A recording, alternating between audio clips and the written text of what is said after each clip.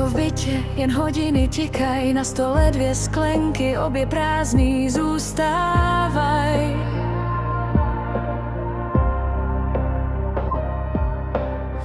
Telefon mlčí, jak kdyby věděl, že už nemám sílu ptát se, proč jsi odešel.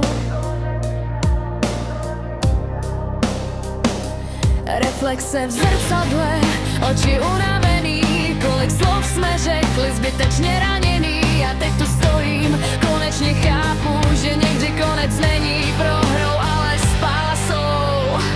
Chci zůstat sama, aspoň chvíli dýchat, bez tvých slov, co uměli je tížit.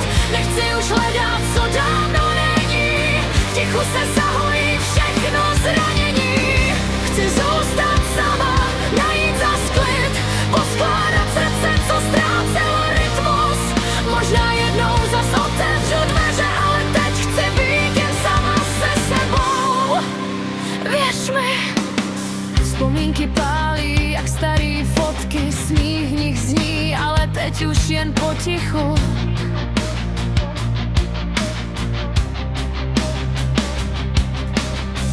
Kolikrát jsem chtěla to vrátit zpátky, ale některé cesty prostě končí bez návratu.